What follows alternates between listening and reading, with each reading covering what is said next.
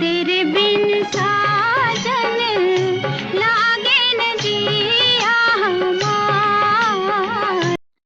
भगवत चरणानुरागी सज्जनों, आज हम अपने जीवन की चुनौतियों से घबराकर ईश्वर की उपासना करते हैं और सोचते हैं कि ईश्वर का प्रकटीकरण होगा और वह हमारे जीवन की समस्याओं को दूर कर देगा।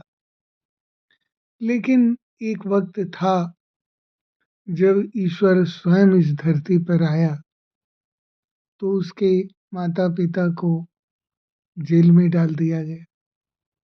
वहाँ उसका जन्म कारागार में हुआ और जन्म लेते ही माता पिता से दूर उनके मित्र नंद और यशोदा के यहाँ उनका लालन पालन हुआ। उनके प्राणों पर इतना संकट था कि कंस आए दिन उनको मार डालने के लिए राक्षसों को भेजता था।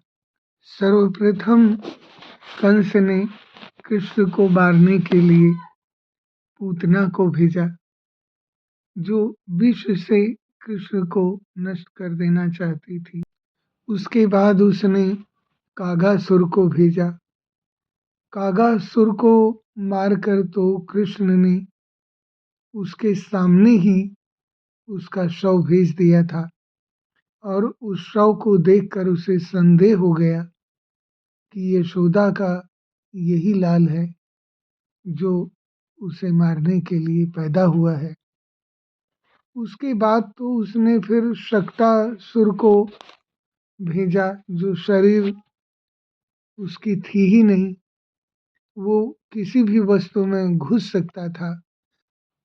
वह बैलगाड़ी में प्रवेश कर गया और जब बैलगाड़ी कृष्ण के ऊपर गिरी तो उन्होंने उसे अपने पैरों से ऐसा धक्का दिया कि वो चूर चूर हो गई और इस तरह उसका अंत हुआ।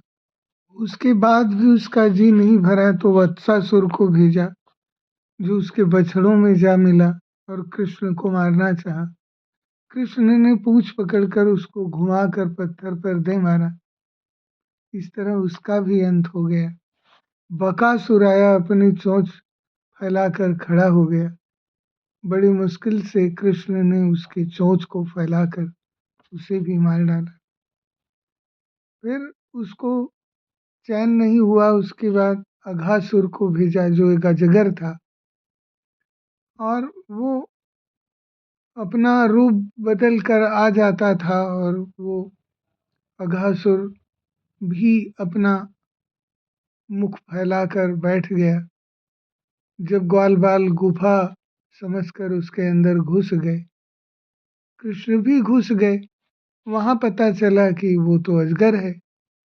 तो कृष्ण ने अपना शरीर इतना विस्तृत कर दिया कि वह भी मारा गया और इस तरह ग्वाल बालों की रक्षा हुई। और सभी समस्याओं का केंद्र बिंदु कंस को मारने के बाद भी उनके जीवन में संघर्ष कभी कम नहीं रहा। और विचार करने पर यही तत्व सामने आता है कि मनुष्य के जीवन में चुनौतियां होती हैं और उसे स्वयं लड़ना पड़ता है। धन्यवाद। आपकी रात्रि अच्छे से बीत जाए।